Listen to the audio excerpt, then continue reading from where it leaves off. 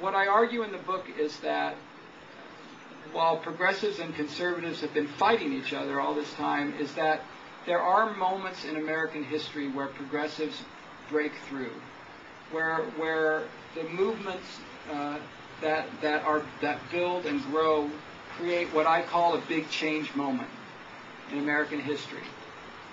We had it in the 1860s. We had it in the early 1900s. We had it with the New Deal in the 1930s and then again in the 1960s. But we haven't had it for a very long time. And we need another one. Our problems are too big to be solved by cautious half steps. And we need another big change moment right now. It's way overdue. The problems are way too big. And I believe we are on the verge of another one. I talk in the book, at the end of the book, I bring the debate to modern times, and I talk about how my Democratic friends have been infected by what I call the culture of caution.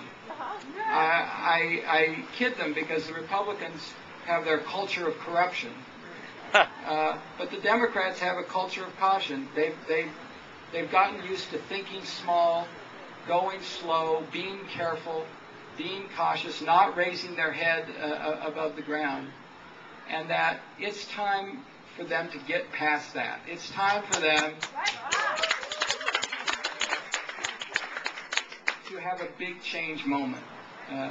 We need it. We need to restructure health care in this country. We need to rebuild the protections in the Bill of Rights, brick by brick.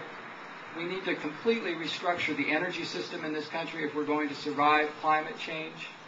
We need to restructure immigration law in this country. We need to do all of these things and more because our problems are too big to solve by small half steps. So that's the argument in my book. That's my argument, is that history calls to us, and that our time, what I hope is that our time will be written about, as the senator said, 30 years, 50 years, 100 years from now, that people will be writing books about this big change moment.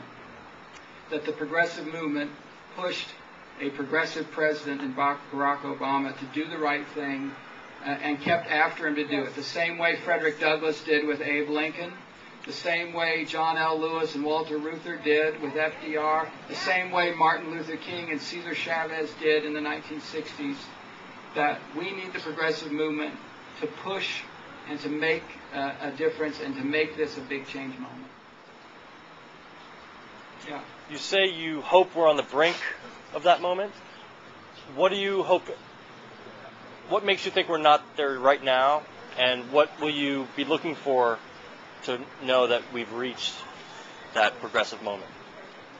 Well, I think if you look back at the examples of whether it's JFK, FDR, Lincoln, that in all of those examples, their presidencies started more cautious than the era ended up. And I think that's because they're politicians. They're open-minded about change. They wanted to do the right thing, but they weren't sure they could get it done, and they weren't sure they wanted to risk the political capital to do it. And I see the same thing happening today. I think Barack Obama wants to make change. I think he wants to do the right thing, but he's not quite sure how to get it done. He's not quite sure he wants to risk the political capital you have to risk. And so I think it's a situation, as with FDR and the labor movement, where FDR said to labor leaders, look, I agree with you, but go make me do it. And I think we need to go make Barack Obama do it. I think that's exactly where we're at today.